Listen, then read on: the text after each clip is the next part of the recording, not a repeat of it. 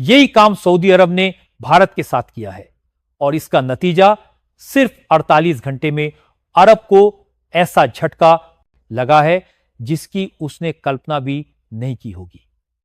भारत ने सऊदी के खिलाफ एक के बाद एक ऐसे ठोस कदम उठाए हैं जिनसे अरब की अरबों डॉलर की कमाई पर सीधा असर पड़ा है। सबसे बड़ा वार हुआ है तेल पर। भारत ने सऊदी अरब से तेल खरीदने पर रोक लगाकर पूरी दुनिया को चौंका दिया। सोचिए, जिस देश की आधी से ज्यादा अर्थव्यवस्था तेल पर टिकी हो, अगर उसका सबसे बड़ा खरीदार अचानक हाथ खींच ले तो हालात कैसे बिगड़ेंगे। यही नहीं, भारत ने सऊदी के लिए सबसे अहम मोस्ट फेवरेट नेशन का दर्जा भी छीन लिया है। यह कदम सिर्फ एक कागजी फैसला नहीं बल्कि अरब की अंतर्राष्ट्रीय छवि पर भी बड़ा वार है। और तो और भारत के इस एक्शन को रूस और इजराइल का भी सपोर्ट मिल गया है।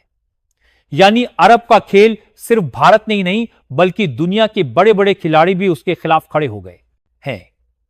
अब हालात इतने बिगड़ चुके हैं कि सऊदी प्रिंस को खुद आगे आकर भारत से बात करनी पड़ रही है।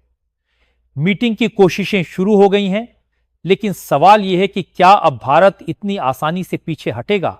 याद रखिए, यह सब सिर्फ 48 घंटों में हुआ है। आने वाले दिनों में अरब को और कितने झटके लगेंगे यह देखना बाकी है। और हां, इसमें पाकिस्तान भी फंस चुका है, क्योंकि अरब ने उसी के साथ मिलकर भारत को चोट पहुंचाने की कोशिश की थी। अब भारत के पलटवार में पाक भी साथ में पिस रहा है। तो आखिर भारत के इन फैसलों के पीछे असली वजह क्या है?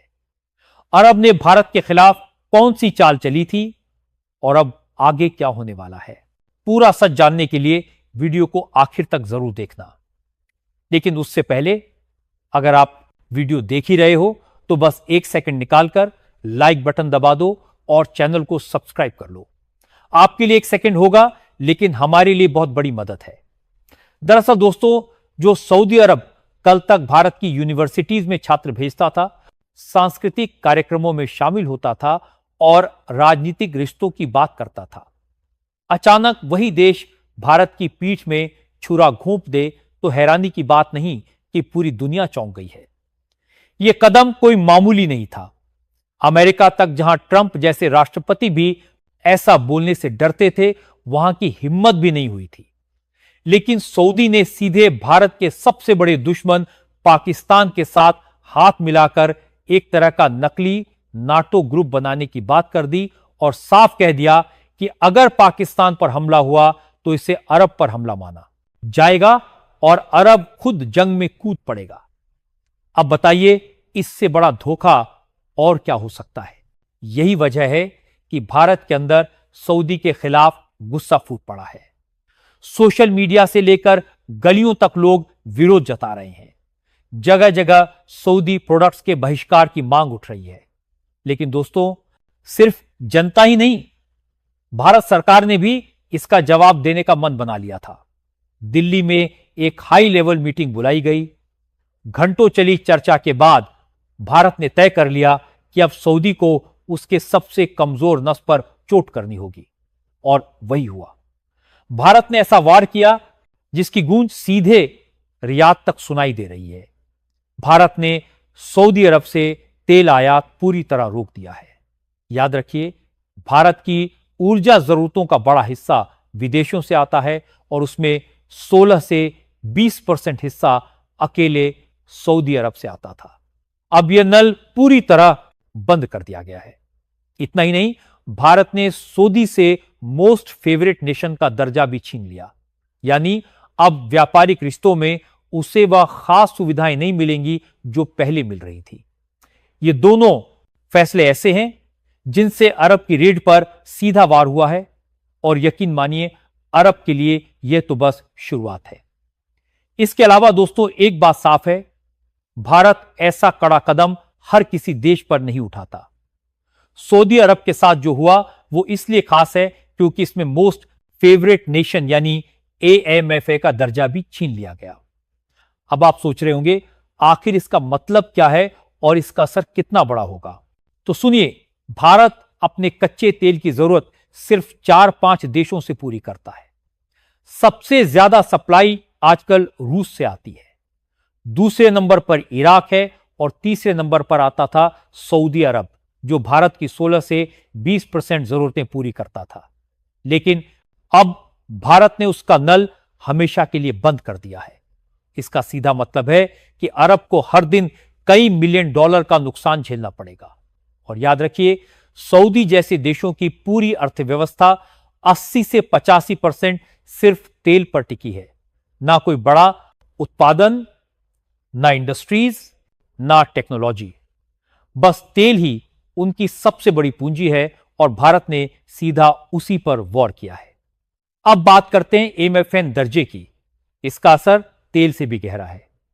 इस दर्जे के खत्म होते ही भारत और सऊदी के बीच जो सांस्कृतिक और शैक्षणिक रिश्ते बने थे वह भी टूटने लगे हैं।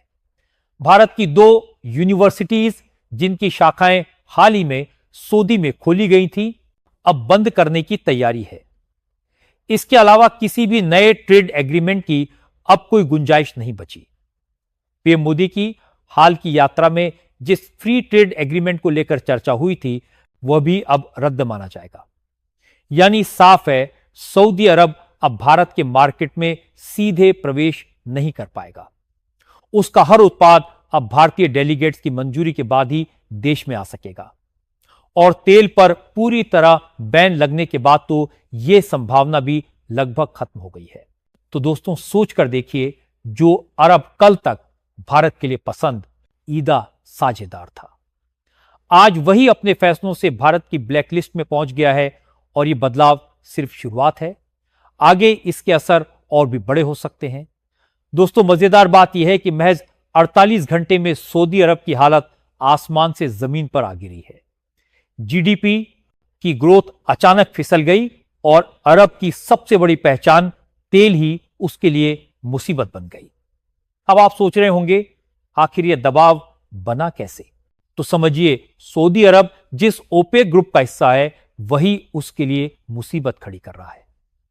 ओपेक यानी ऐसे देशों का समूह जो कच्चा तेल निकालते और बेचते हैं। और इस क्लब का सबसे बड़ा चेहरा कौन है? रूस और भारत की दोस्ती का किस्सा तो आप जानते ही हैं। दुनिया एक तरफ हो जाए लेकिन रूस भारत का साथ हमेशा भारी पड़ता है और यही ताकत अब अरब के गले की फांस बन गई है। खबर यह है कि ओपेक से सऊदी अरब को बाहर करने की तैयारी शुरू हो चुकी है। अब जरा सोचिए, अगर सऊदी को ओपेक से निकाला गया तो हाल क्या होंगे? इसका अंदाजा आप वेनेजुएला की मिसाल से लगा सकते हैं।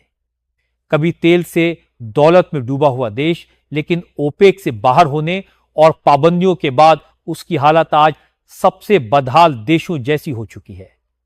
और अब वही खतरा सऊदी अरब पर मंडरा रहा है।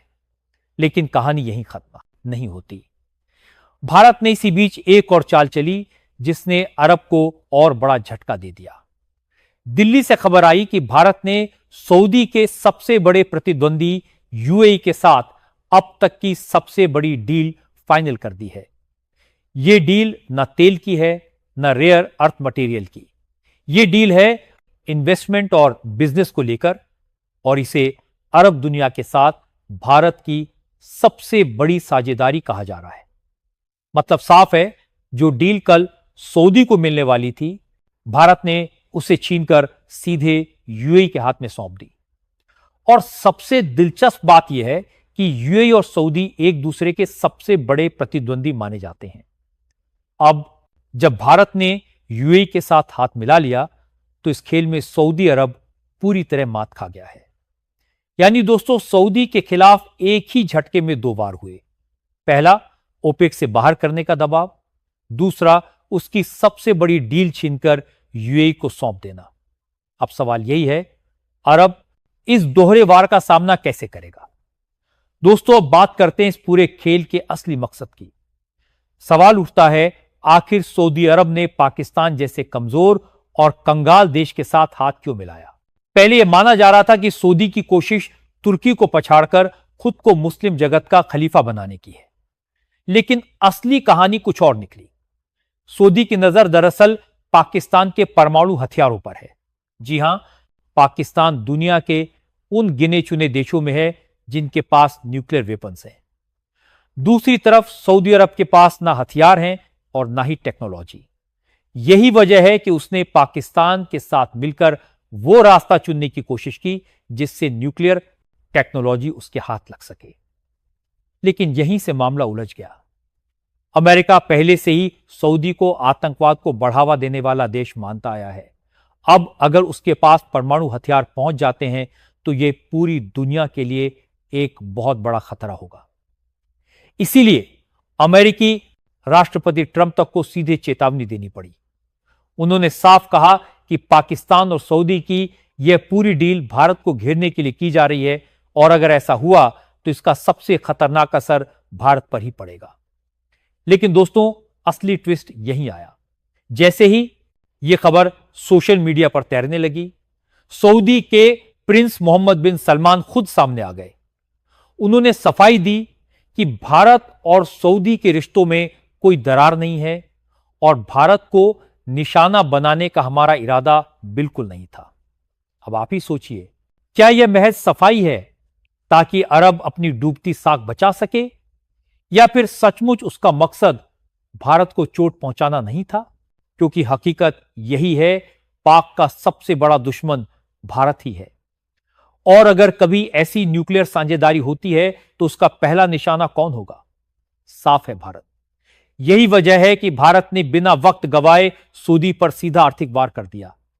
तेल पर बैन, एमएफएन दर्जा खत्म और अब अंतर्राष्ट्रीय मंचों पर दबाव, ये सब मिलकर अरब को झुकाने पर मजबूर कर रहे हैं।